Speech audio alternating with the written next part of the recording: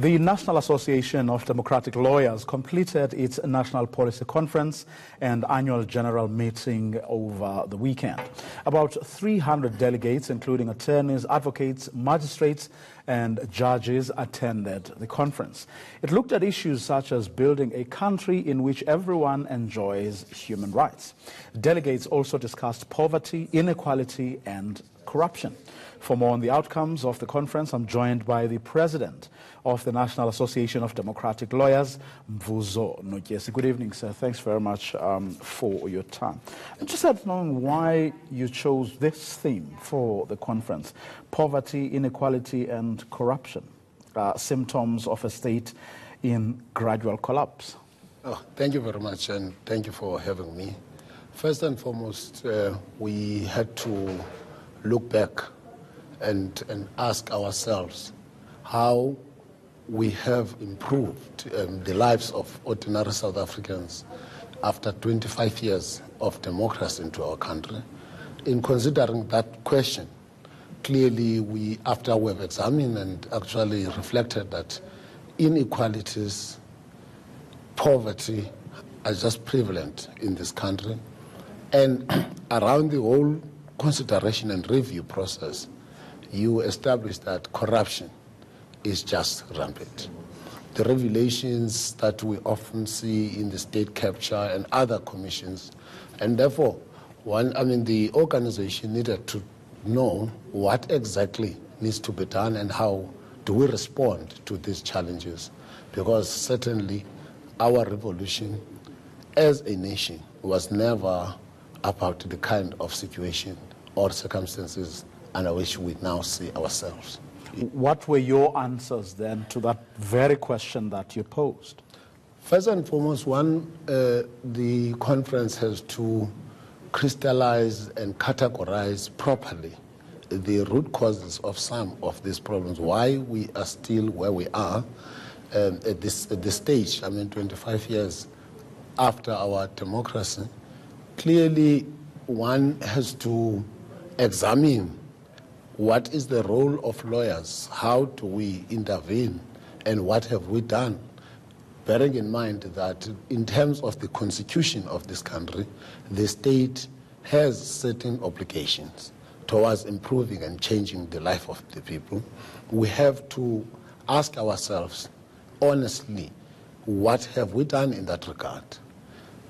How many cases were brought to court that actually talk to issues of poverty, to issues of inequality?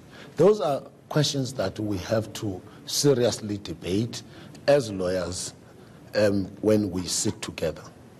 Did you look at, for example, how some of you as lawyers have actually not helped the situation? One is thinking here of the Omotosho trial. Yes, yes. You know, the attitudes that were largely condemned by the public of the lawyer that was representing that pastor there.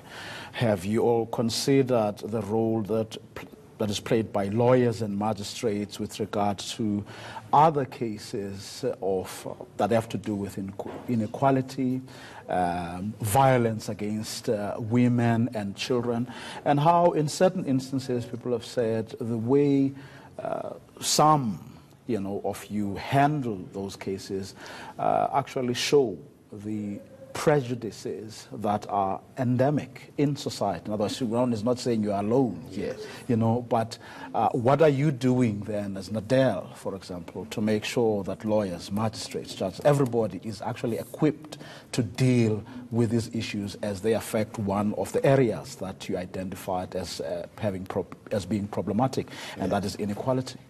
Thank you.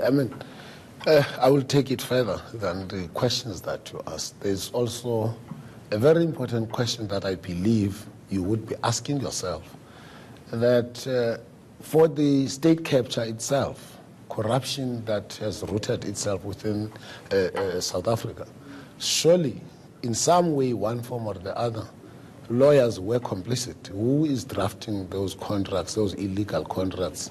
who is involved in terms of facilitating some form of money laundering, because you find out some of the, out of the cases that we have seen on the television and some print media, where the Minister of Health complained about 80 billion that has been lost, and in some instances on some false claims. Those are the issues that we put up together. But one, on a proper reflection, is that due to the greediness, selfishness, there's been a neglect of ethics, because our society, the building of our society, requires ethical lawyers.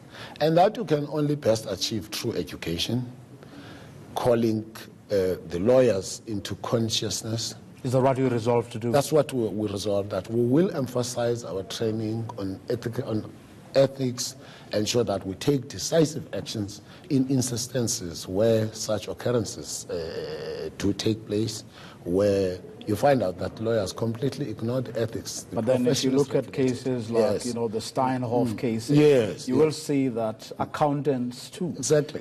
People keep telling us that the accounting profession in this country upholds some of the highest standards you can get in the world, but none of that stopped what we saw happening from happening. Exactly. The whole question would emanate from that, from the fact that we do, once these things do occur, we don't take decisive actions. Time is for actions. We have a regulatory body. The legal profession is regulated. There are clear rules on how lawyers should conduct themselves. But only relying on rules rather than at least ensuring that we have a lawyer, a kind of lawyer that is conscious, a kind of lawyer that understands what the state or what the society wants, what is the kind of society that we want to have in South Africa. You will never achieve these things. But very fundamentally, training, decisive actions in cases where this take place, that is what is needed. And that's what we want to see being done. Okay, we'll leave it there for now. Thanks very much. Thank you very much for coming through. President of the National Association of Democratic Lawyers, Mvuzo Notshisa.